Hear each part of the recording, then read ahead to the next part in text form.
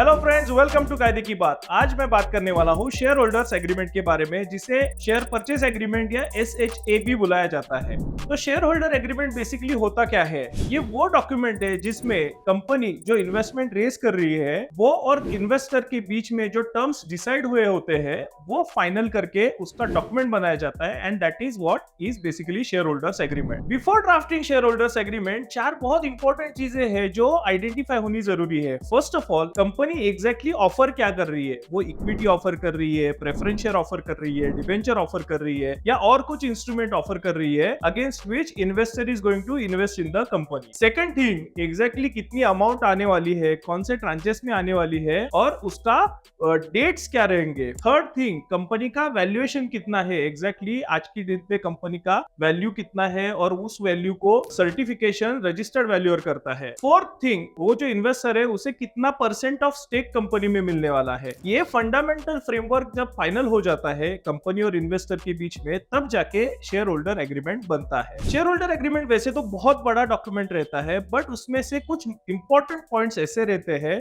जो ध्यान रखना जरूरी है from both company as well as investors point of view. It should contain first of all the details of the company. Company registered office कहां पे है, कंपनी का ऑब्जेक्ट क्या है, कंपनी किस पर्पस के लिए फंड रेस करना चाहती है, मेमोरेंडम का ऐसा कौन सा क्लॉज है जो कंपनी को ये फंड रेस करने की परमिशन दे रहा है। सेकंड थिंग, इन्वेस्टर कौन है, इन्वेस्टर का बैकग्राउंड क्या है, वो कितना फंड इन्वेस्ट करने वाला है, कौन से ट्रांच में इन्वेस्ट करने वाला है, वो ट्रांचेस का ड्यू डेट क्या है, ये सब इन्वेस्टमेंट पर्सपेक्टिव से वहां पे आना जरूरी है।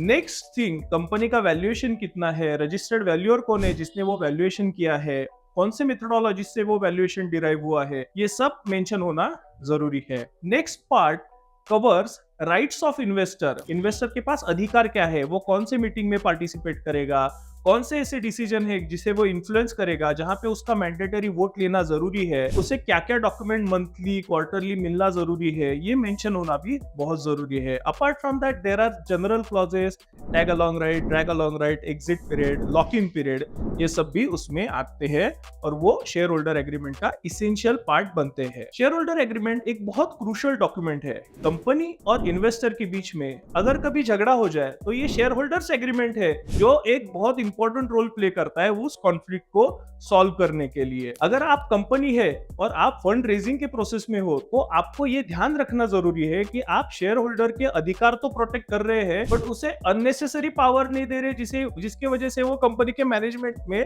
ओवर इंटरफियरेंस कर दे। और यहीं पे आप अगर इन्वेस्टर है तो आपको ये इंश्योर करना पड़ेगा कि आपको सारे अधिकार प्रॉपरली मिल रहे हैं, आपको उतने अधिकार मिल रहे हैं कि अगर कंपनी में कुछ गलत हो रहा है तो समय रहते आप उसे रोक सको, आप उसके ऊपर एक्शन ले सको और आप अपनी इन्वेस्टमेंट को प्रोटेक्ट कर सको। So share holders agreement is very crucial document and it has to be drafted with all the meticulous and keeping in mind all these essential technical and legal factors. Follow Kaide Ki Baat for such wonderful information and share this video to your friend who is either looking to raise funds or who is investing in the company. Thank you.